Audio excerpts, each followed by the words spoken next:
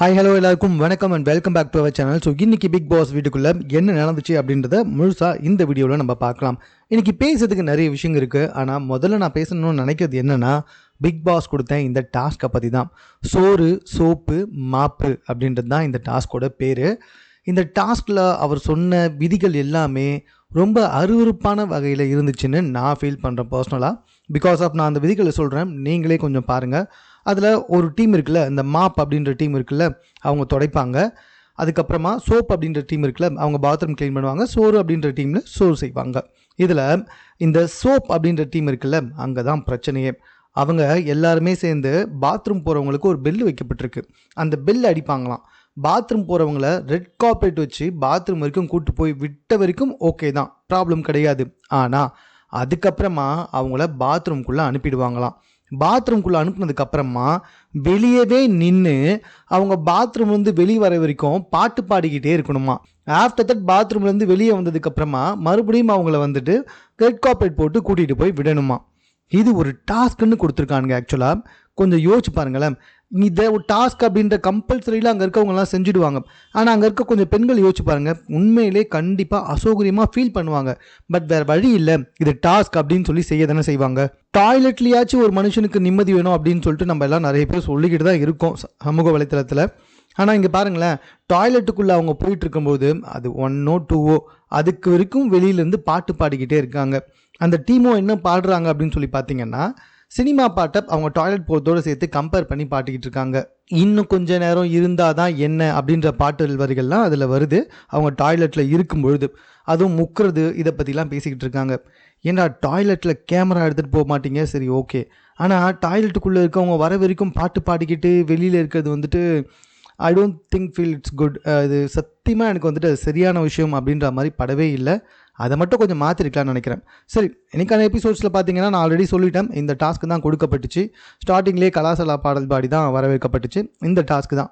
இந்த டாஸ்க்கு முழுக்க ஒரு ஃபன்னான டாஸ்க். உள்ளே இருக்க 16 பேரில் 5 பேர் 2 டீமாகவும் ஒரு டீம் 6 பேராகவும் ஒன்றா சேர்ந்துட்டாங்க. நான் முன்கூட்டியே சொன்ன மாதிரி இந்த சோப்பு டீம் இருக்குல்ல, அவங்களோட பேர் என்னென்னா ஃப்ளஷ் ஃபைட்டர்ஸ். மாப் டீம் இருக்குல்ல, அவங்க பேர் என்ன அப்படின்னு சொல்லி பார்த்தீங்கன்னா மாப் மாயாவிஸ். சோறு டீம் இருக்குல்ல, அவங்க பேர் என்ன அப்படின்னு சொல்லி பார்த்தீங்கன்னா சாம்பா ஸ்குவாட் அப்படின்றது தான். ஸோ இந்த சாம்பா ஸ்குவாடில் 5 பேருமே பெண்கள் தான். சத்தியமாக சுட்டு போட்டாலும் அதில் யாருக்குமே என்டர்டெயின் பண்ணவே வராது. இந்த டாஸ்க்கை பொறுத்த வரைக்கும் முழுக்க என்டர்டெய்னிங் தான். ஸோ இந்த மாதிரி இந்த மாப் போடுறாங்கல்ல, அவங்க வீட்டில் ஒருத்தங்க இன்னொருத்தருக்கு போகிறப்ப அவங்கள பாட்டு பாடி என்கரேஜ் பண்ணணும். அண்ட் அதுக்கப்புறமா அவங்க வேறு எங்கேயாச்சும் போய் உட்காந்துக்கிட்டு இருக்கும்போது அவங்க சரியான அவங்கள என்டர்டெயின்மெண்ட் பண்ணணும் சம்மந்தப்பட்டவங்களை. ஆஃப்டர் தட் பார்த்தீங்கன்னா இந்த சாப்பாடு டீம் சாம்பா ஸ்குவாட், அவங்க சாப்பாடு ஊட்டி விடணும். யார் எங்கேருந்து சாப்பாடு கேட்டாலும் எடுத்துகிட்டு போய் கொடுக்கணும். தண்ணி கூட அவங்க தான் எடுத்துகிட்டு போய் கொடுக்கணும். அவங்க தண்ணி குடிக்கிற கேப்பில், சாப்பாடு சாப்பிட்ற கேப்பில் அவங்கள பயங்கரமாக என்டர்டெயின்மெண்ட் பண்ணணும்.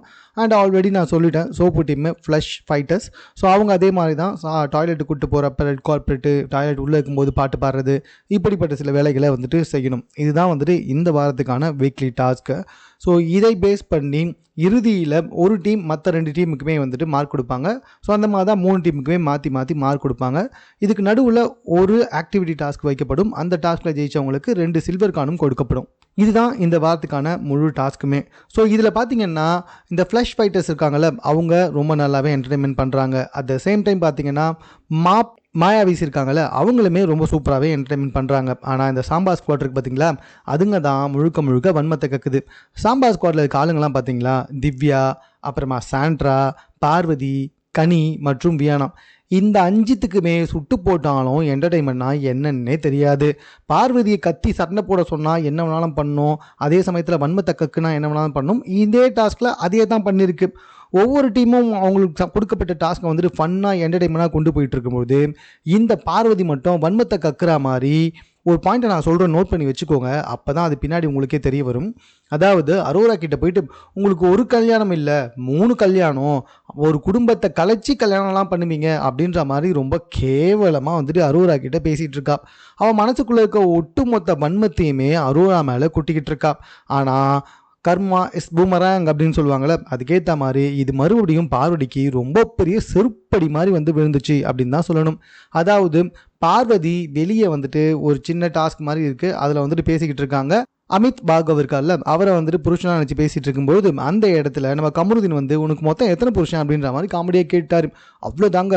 உடனே உள்ளே போயிட்டு எனக்கு அது பிடிக்கல, ஒரு பொண்ணை பார்த்து நீ எப்படி சொல்லலாம் அப்படின்னு சொல்லிட்டு உமன்கான தூக்கிட்டு வந்துட்டா இந்த பார்வதி.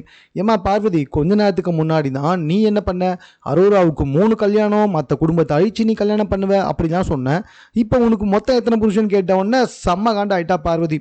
அந்த இடத்துல நம்ம கமருதீனும் அரோராவும் பேசின விஷயமும் செம்ம செருப்படி தான். கமருதீன் தெளிவாக கேட்டார், ஏமா நீ கூட தான் எனக்கு 3 பொண்டாட்டின்னு சொன்னேன், அப்போ நான் தான் கேட்டேனா, பொண்ணுங்க ஒன்று பசங்க ஒன்று நினைப்பா, இங்கே வீட்டில் எல்லாமே சம்மன் நீ தானே சொல்லுவேன், இப்போ என்ன உனக்கண்ணா ஒன்று எனக்கண்ணா ஒன்று இல்லைடா, அது எனக்கு ஹர்ட் ஆகிடுச்சு, நான் அந்த இடத்துல ஹர்ட் ஆகிட்டேன். அரோராவும் சொன்னாங்க, கொஞ்ச நேரத்துக்கு முன்னாடி நீங்கள் தான் பார்வதி வந்து எனக்கு வந்துட்டு 3 கல்யாணம் ஆகும், குடும்பத்தை அழிச்சு கல்யாணம் பண்ணணும்னு சொன்னீங்க அப்படின்னு. இல்லை அது நீ நானும் பேசணும், நமக்குள்ளே போயிடும், ஆனால் நாங்கள் ஒரு விஷயம் பண்ணிட்டு இருக்கும்போது இவன் வந்து அப்படி பேசிட்டு போயிட்டான் தெரியுமா அப்படின்ற மாதிரி பார்வதி சொல்லும்போது சப்புன்னு அறையலாம் போல இருந்துச்சு. பிகாஸ் ஆஃப் பாருங்களேன், ஒரு பொண்ணை பார்த்து 3 பொண்டாட்டி உனக்கு குடும்பத்தை அழிச்சு கல்யாணம் பண்ணுவேன் அப்படின்னு சொன்னாலாம், அதெல்லாம் பண்ணான் டாஸ்கான். ஆனால் இவகிட்ட வந்துட்டு உனக்கு மட்டும் எத்தனைமா புருஷன் அப்படின்னு சொல்லி சொன்னால் அந்த இடத்துல பார்வதி வந்துட்டு ஐயோ என்னை கஷ்டப்படுத்திட்டான், என்னை ஒரு ஆம்பளையாக இருந்து ஒரு பொம்பளையை இப்படி பேசிட்டான் அப்படின்னு சொல்லிட்டு உமன் கார்டு தூக்க பார்த்தாங்க. நல்லவேளை அந்த இடத்துல செருப்பாலேயே அடிச்சிட்டாங்க. அதே இடத்துல பேசின திவ்யா கூட என்ன சொல்லிட்டாங்கன்னா, கமருதீன் பேசணும் தப்புனா நீ பேசணும் தப்பு தாமா அப்படின்ற மாதிரி சொல்லிட்டாங்க. பார்வதிக்கு அங்கே என்ன பேசுதுன்னே தெரியல. இப்படி இவ என்ன வேணாலும் பண்ணலாம், தப்பே கிடையாது. வேற யாராவது அதே விஷயத்தை இவளுக்கு பண்ணால் உமன் கார்டு தூக்கிட்டு வந்து முன்னாடி வச்சிருவா இந்த பார்வதி. இன்னைக்கு அதான் ட்ரை பண்ண பார்த்தேன், பட்டு வீட்டுக்குள்ளே எல்லாமே உஷாராயிட்டாங்க போல. இதுக்கப்புறமா பார்வதியோட இந்த பாட்சாலாம் பழிக்காதுன்னு நினைக்கிறேன். பிகாஸ் ஆஃப் எல்லாருமே உஷாராயிட்டாங்க. பாயிண்ட் படி பேசி பார்வதியை வந்துட்டு செம்மையாக நோஸ் கட் பண்ணிகிட்டே வந்துக்கிட்டு இருக்காங்க. இதுக்கு நடுவில் இந்த தலைவருக்கான டாஸ்க் கொடுக்கத்தாங்க. அதாவது என்னன்னா, ஆல்ரெடி தலைவர் FJ தான். அந்த 3 டீம் இருக்குல்ல, இந்த 3 டீமில் யார் தலைவர் அப்படின்னு தேர்ந்தெடுக்கிறதுக்கு மெஜாரிட்டி வைஸ் படி தேர்ந்தெடுக்கப்பட்டாங்க. இந்த சாம்பா ஸ்குவாடில் இந்த சகுனி சாண்ட்ராவும், அதே மாதிரி மாப்பு மாயாவிஸில் நம்ம விக்கியும், இன்னொரு பக்கம் ஃப்ளஷ் ஃபைட்டர்ஸ்லேருந்து ரம்யாவும் வந்திருந்தாங்க.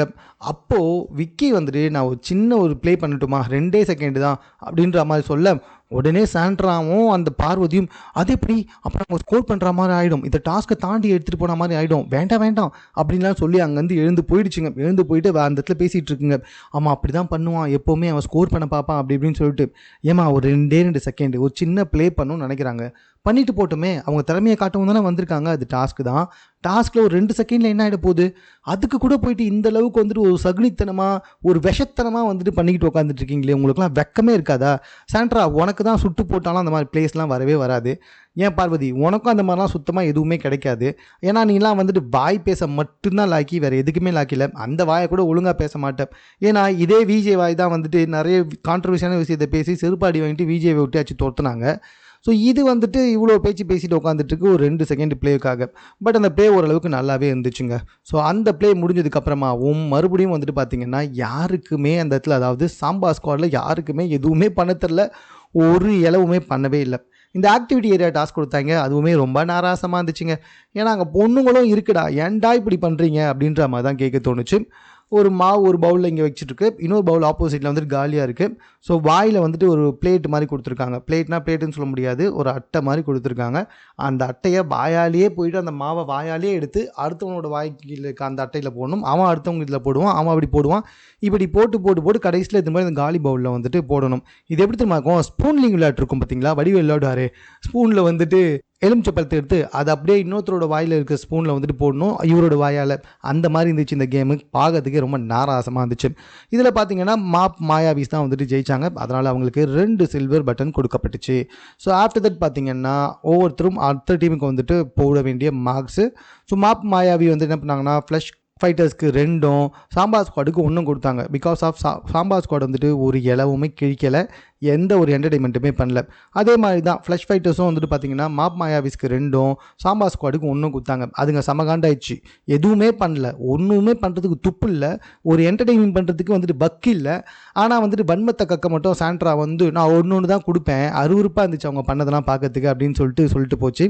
ரொம்ப எரிச்சலாக இருந்துச்சு இந்த சாண்ட்ரா பண்ணுறதெல்லாம் பார்க்கறதுக்கே.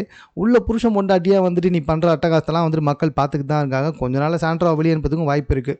அதுக்கப்புறமா பார்த்தீங்கன்னா இந்த மாயாவிஸ் தான் ஜெயிச்சாங்கல்ல. ஸோ அதாவது அந்த ஆக்டிவிட்டி ஏரியா டாஸ்க்கு. ஸோ அதனால் அவங்களுக்கு வந்துட்டு ஐஸ்கிரீம் கொடுக்கப்பட்டுச்சு. குச்சைஸ் வரும்ல, சாக்கோபார்ஸ் கொடுத்துருந்தாங்க. ஸோ அதை எல்லாமே மற்றவங்க கூட ஷேர் பண்ணி தான் சாப்பிட்டாங்க. ஏண்டா ஒரு டாஸ்கில் நீங்கள் ஜெயிச்சிங்கன்ட்டு உங்களுக்கு கொடுத்தா மற்றவங்க கூட ஷேர் பண்ணி சாப்பிட்றீங்க. அப்புறம் ஜெயிக்கிறவனுக்கும் ஜெயிக்காதவனுக்கும் என்ன வித்தியாசம், அதுவும் பிக் பாஸ் வீட்டுக்குள்ளே அப்படின்னு எனக்கு கேட்க தோணுச்சு. பட் அது தப்பாக சரியான்னு தெரில. இந்த சாண்ட்ரா இருக்குல்ல, பிரஜன் ஜெயிச்சிட்டான்னு சொல்லிட்டு அவர்கிட்ட போயிட்டு எல்லாத்தையும் தின்னுக்கிட்டு இருக்கு ஐஸை. ஸோ அதை வினோத் ஒரு மாதிரி காண்டாக பார்த்தாரு. இவ்வளோ தாங்க இன்றைக்கி நடந்த விஷயம். பெருசாக சொல்கிற மாதிரிலாம் ஒன்றுமே கிடையாது. 60 பணம் டாஸ்க்கு. இதை நாளைக்கெல்லாம் என்ன பண்ணி குழப்ப போகுதுங்கன்னே தெரியல. ஸோ இது சம்மந்தமாக உங்கள் கருத்து என்னன்றதை கமெண்ட்டில் தெரியப்படுத்துங்க. மேலும் இது போன்ற செய்திகளுடன் கூட தெரிந்து கொள்வதற்கு சென்னை சேனலை